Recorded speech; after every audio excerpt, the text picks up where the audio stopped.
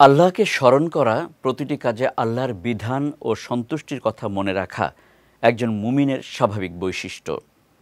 আল্লাহর প্রতি কৃতজ্ঞতা প্রকাশ করতে সামর্থ্যবানরা তাঁর নামে দান সদকা করে থাকেন।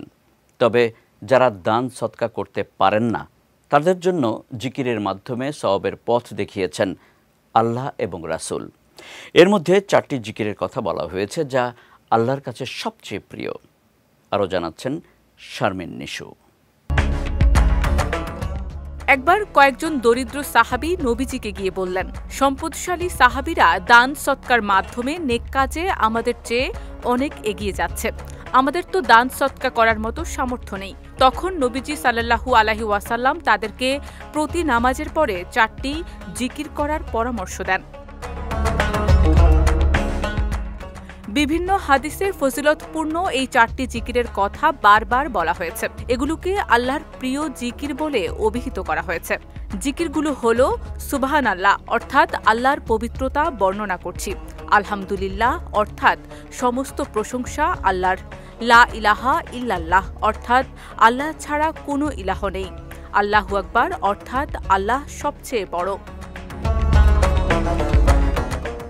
সামুরা ইবনে জুনদুব রাদিয়াল্লাহু তাআলা আনহু বলেন, রাসূলুল্লাহ সাল্লাল্লাহু আলাইহি ওয়াসাল্লাম বলেছেন, আল্লাহর কাছে এই 4টি জিকির বেশি প্রিয়। এগুলোর মধ্যে যে কোনোটি দিয়ে তুমি জিকির শুরু করতে পারো। আরেকটি হাদিসে রাসূল সাল্লাল্লাহু আলাইহি ওয়াসাল্লাম বলেছেন, এই 4টি জিকির পাঠ করা আমার কাছে ইহজগতের সবকিছুর চেয়ে বেশি প্রিয়। পবিত্র কোরআনে আল্লাহ তাআলা বলেন, তোমরা আমাকে স্মরণ করো, আমি তোমাদেরকে স্মরণ করব, আর আমার শুকর আদায় করো, আমার সঙ্গে কুফরি করো না। আরেকটি আয়াতে আল্লাহ তাআলা বলেন, আর তুমি নিজ মনে আপন রবকে স্মরণ করো সকাল সন্ধ্যায়, অনুনয় বিনয় ও ভীতি সহকারে এবং অনুচ্চ স্বরে, আর গাফেলদের অন্তর্ভুক্ত হইও না। আল্লাহর স্মরণ থেকে বিমুখ থাকা ব্যক্তিদের কঠিন পরিণতির কথাও কোরআনে উল্লেখ আছে।